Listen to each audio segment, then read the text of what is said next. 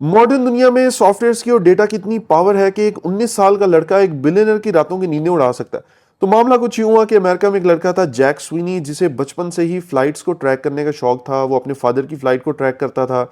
इसी तरह जब वो बड़ा हुआ तो उसे शौक हुआ क्यों ना मैं पूरी दुनिया के इन्फ्लुएंशियल लोगों की फ्लाइट्स को ट्रैक करूं, उनके प्राइवेट जेट के को ट्रैक करूं और उनका डाटा पब्लिक करूं। तो उसने रशियन पॉलिटिशियंस की, व्लादिमीर पुतिन की फ्लाइट को ट्रैक करना शुरू किया, टेलर स्विफ्ट की फ्लाइट को ट्रैक करना शुरू किया, क्रिस्टियानो रोनाल्डो की फ्लाइट को ट्रैक करना शुरू किया। इसी तरह वो इलॉन मस्क की फ्लाइट को भी ट्रैक करता था, उसके प्राइवेट जेट को ट्रैक करता था और फिर सारा डेटा ट्विटर पे पोस्ट कर देता था।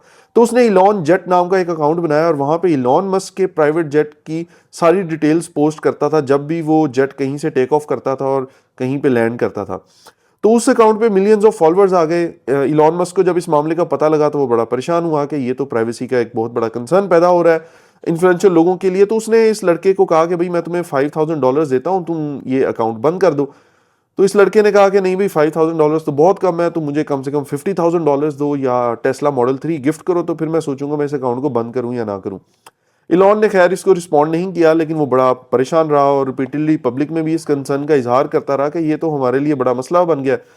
लेकिन फिर इलॉन ने खुद ही ट्विटर को खरीद लिया और खरीदने के बाद उसने कहा अभी अब मैं इस लड़के की ऐसी की तैसी करता हूँ, इसने जो हमारा हमसे पंगा लिया है तो मैं फिर इसे बताता हूँ कि मैं क्या कर सकता हूँ। तो उसने जनाब इसके सारे जो पब्लिक अकाउंट्स थे, इलॉन जेट नाम का जो अकाउंट था, फिर इसका अपना पर्सनल अकाउंट था ट्विटर पर, इन सबको उसने बैन किया और इनको रोका कि फर्दर ये लोगों के डेटा को नहीं इस तरह लीक कर सकता।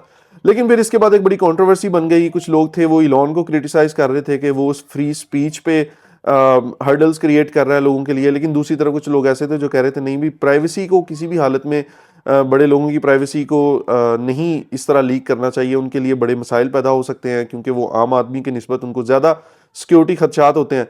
तो ये एक कंट्रोवर्सी इस बच्चे ने सिर्फ डेटा और सॉफ्टवेयर की मदद से बिलियनर्स के लिए क्रिएट कर दी।